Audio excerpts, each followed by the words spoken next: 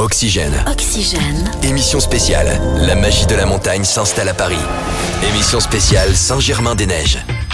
Et voilà, toute la journée, donc nous sommes du côté de Paris à l'occasion de Saint-Germain-des-Neiges, la montagne française qui vient faire sa promotion du côté des Parisiens. Et un nouvel invité est avec nous. Nous allons parler à présent du massif des Vosges avec Bruno Poazza. Bonjour Bruno. Bonjour. Alors vous êtes responsable de quelle station ?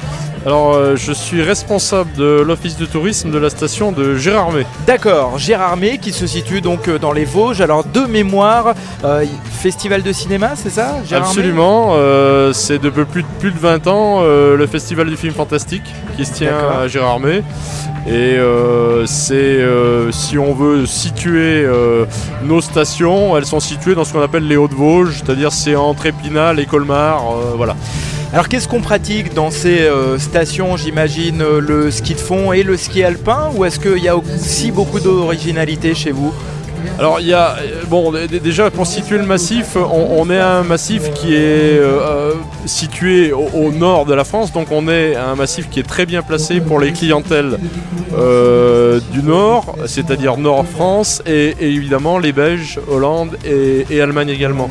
Donc on est un massif qui se positionne comme un peu stratégique parce que on est le massif où les gens viennent beaucoup apprendre à skier dans de ces régions.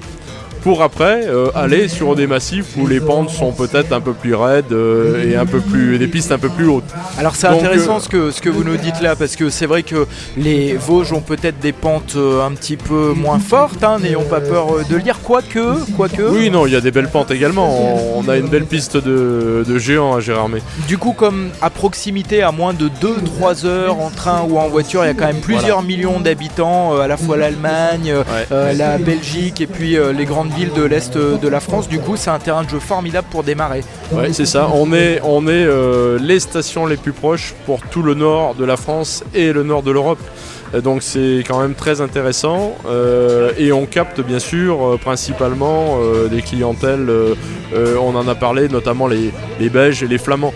Voilà. Alors qu'est-ce qu'on peut pratiquer dans ces stations ? Comment est-ce que vous essayez entre guillemets de vous différencier ?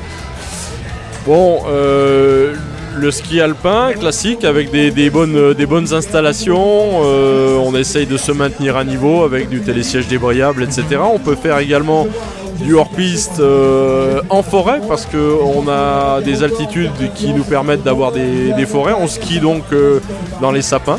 D'accord. Ça, les enfants apprécient énormément, ça leur donne des repères. Ils aiment bien nos stations parce qu'elles sont à leur échelle. Donc à ce titre-là, on a développé deux des stations ont le label Famille Plus, La Bresse et Gérardmer. D'accord. On accueille pas beaucoup de familles. On est traditionnellement un massif qui a une histoire au niveau du ski nordique. D'accord. Le ski nordique en France a été un petit peu inventé dans les Vosges, c'est l'histoire. Je dirais ski nordique, on a plus de 300 km de piste, mais aujourd'hui c'est pas ce qu'on cherche. On a ces chemins qui sont des chemins forestiers l'été. Ces chemins permettent justement la pratique bien sûr des raquettes. On a sorties en chien de traîneau avec des chevaux. On a absolument tout.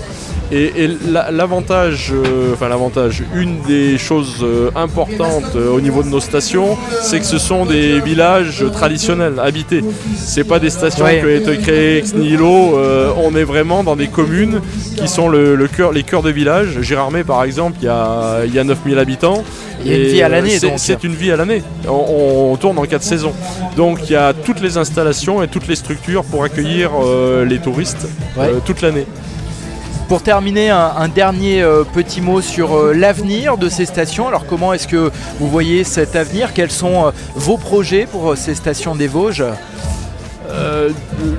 L'avenir, je parlerai pas de la culture de l'or blanc. On est des stations qui se tournent vers l'écotourisme.